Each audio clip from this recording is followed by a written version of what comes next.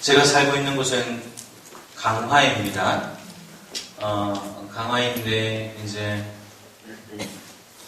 당연히 농촌이죠. 어촌도 있고 섬이니까 농촌도 있고 어촌도 있습니다. 이제 귀농하는 인구들이 조금씩 늘고 있습니다. 귀농하는 인구들이 늘고 있는데 이제 귀농하는 젊은 사람들이 이제 농업이 하는 기술이 없잖아요. 그래서 그 기술을 가르치는 곳이 있습니다. 농업기술청인가? 거기 이제 기술을 가르쳐 주는데 그 강사가 그렇게 이야기를 합니다. 그 사람들이 이제 어떻게 하면 작물을 더 많은 수확을 그리고 적게 병충해를 이제 하면서 많이 이렇게 수확량을 얻을 수 있을까를 연구하는 사람들이죠. 그 사람들이 이제 이야기를 하는데 평생 몇십 년 동안 농사를 지었던 그런 할아버지들보다 처음 이제 귀농해서 기술을 배우고 공부한 젊은 사람들이 수확량이 더 많대요. 왜 그럴까요? 젊어서? 요즘은 기계로 웬만한 거 다 합니다. 근데 이제 밭작물 같은 거는 이제 사람들을 써서 해야 되겠죠. 왜 그럴까요? 답 나왔어요, 여기서. 응? 지혜로운. 근데 연세 드신 분들이 한두 번 해본 게 아니잖아요. 수십 번을 농사를 지었는데 잘 안 됐단 말이에요. 수확량이 그렇게 많지 않단 말이에요. 물론 자기네들에서는 벌어먹고 살 수 있는 게 있는데 다른 젊은 이제 농사를 배운 사람들보다 적다는 거예요. 면적당 생산량이. 왜냐? 자기만의 방식, 자기가 수십 번 해봤으니까, 자기 땅에서, 토지에서 수십 번 해봤으니까 어떻겠어요? 자기가 여기에 대해서 잘 안다. 그런 생각들이 들겠죠. 고집들, 이건 이렇게 심어야 된다. 고구마는 어떻게 심어야 됩니까? 어떻게 심어야 됩니까? 이렇게 비스듬하게 이렇게 순을 꽂아서 넣어요.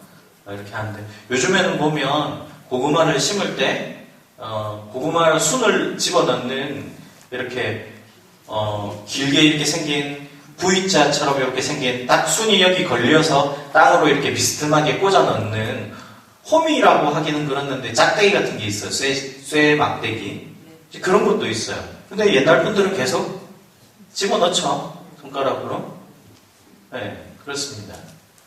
새롭게 개발된 그 농작물의 어떤 키우는 방법들, 아니면 어떻게 병충해를 하는 방법들, 방제하는 방법들, 그런 것들을, 새로운 것들을 가르쳐준 그 젊은 농업인들이 훨씬 더 강사들이 가르쳐준 그 방법대로 하니까 면적당 수확량이 훨씬 더 많더라.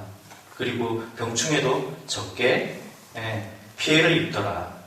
이 이야기는 뭐냐? 누군가 그렇게 지도해주는 우리에게도 마찬가지고 지도해주고 영적으로 누군가 우리 주위에서 우리에 대해서 우리 모습에 대해서 내 자신의 모습에 대해서 알려주는 사람이 있다면 그리고 그 알려주는 것이 정당하고 나의 어떤 객관적인 모습을 알려준다면 그것은 나의 영적인 도움에 많은 도움이 될 것이다. 성장이 될 것이다. 근데 오늘 예언자들 이야기가 나오죠. 독서와 복음에. 근데 예언자들이 했던 이야기가 귀에 듣기 좋은 이야기였습니까? 아닌 이야기였습니까? 여러분 어때요? 예언자들이 다 좋은 이야기였습니까? 아니죠. 예언자들은 어려울 때 나타나요. 예언자들 어려울 때 나타나요. 어려울 때 나타나는데 그 이야기가 되게 듣기 싫은 이야기란 말이에요.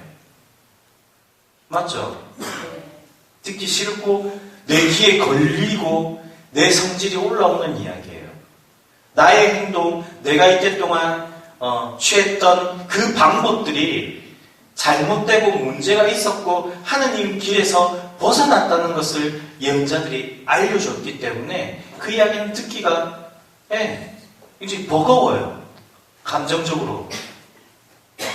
근데 어떻습니까? 나만의 오늘 모습을 보십시오. 나만은 요르단강과 비교도 할 수 없는 자신의 고향에 있는 티그리스강, 유프라테스강, 그 넓은 강에서 더 넓고 깨끗한 물, 거기서 가서 씻으면 씻었지. 정말 개울천 같은, 마치 뭐라고 해야 됩니까? 제가 부산 사람인데 제 집에서 바다가 보여요. 본가에 가면. 날씨 좋은 날 뭐가 보일까요? 일본 대마도가 보여요. 네. 자, 그걸 보고 이제 좀 계속 컸던 사람이 수도원에서 보면 강 같은 강화도 아파트가 있어요. 김포하고. 저거를 바다라고 짬물이긴 짬물인데 바다라고 인정을 못하겠어 나는. 그런 거랑 똑같아요. 남한도.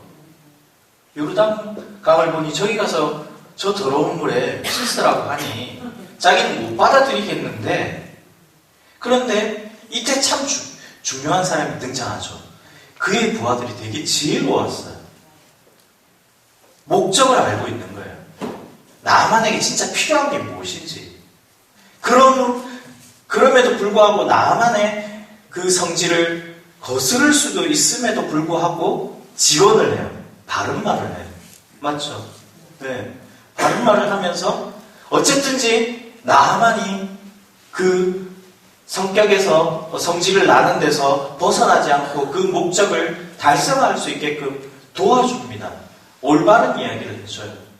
그렇게 해서 7번을 씻고 낫게 되죠. 맞죠? 그렇습니다.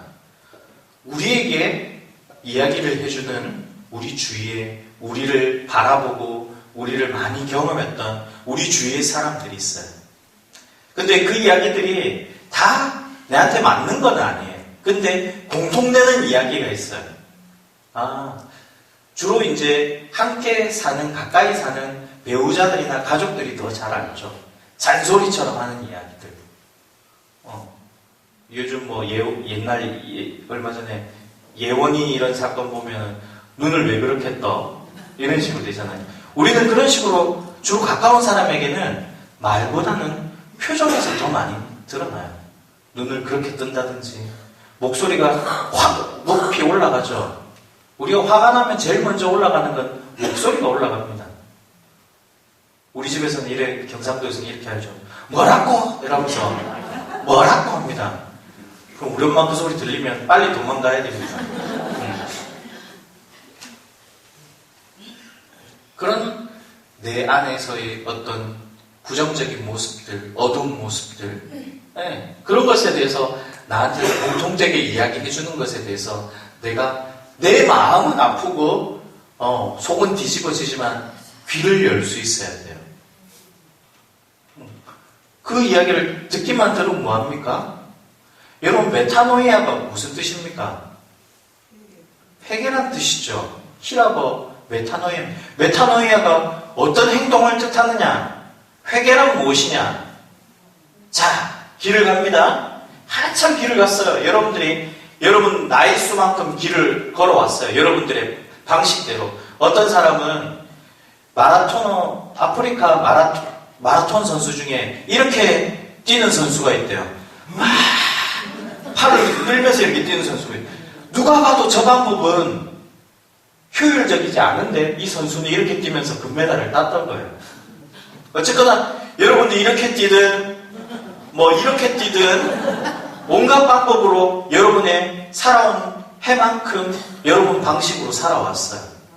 맞죠? 그런데 거기에 대해서 여러분들이 그 방식으로 여러분이 가던 방향을 가다가 누군가가 이 길이 아니다. 이 길은 잘못된 길이다. 라고 하나님의 목소리를 듣고 방향을 돌려서 옳은 방향으로 가게 될 때 그거를 메타노이아, 회개라고 불러요. 근데 한번 생각해 보십시오. 내가 가던 길, 내가 가던 방향, 그 길이 옳지 않았다라고 이야기하면 기분 좋을 사람이 누가 있겠습니까? 맞죠? 기분 좋은 사람 없습니다. 근데 그 기분 안 좋은 것을 내가 받아들이고 있는 그대로를 인정하고 다시 방향을 돌려서 새롭게 길을 가는 거예요.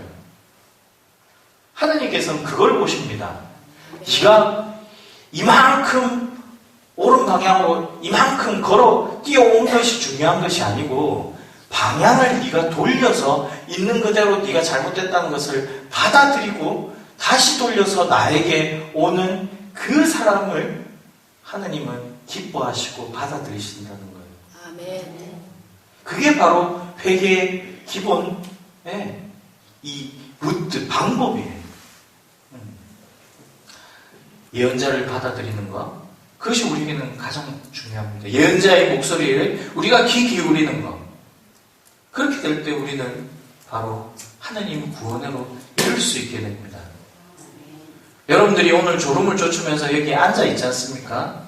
근데 정말 내 방법, 내 길이 옳았는지 그것을 깊이 들여다볼 수 있는 참된 용기가 필요한 거예요. 아멘. 오늘 이 밤 여러분들이 내 자신을 있는 그대로 볼 수 있는 용기를 주십사고 하나님께 간절히 청하면서 이 미사를 계속 진행하도록 합시다.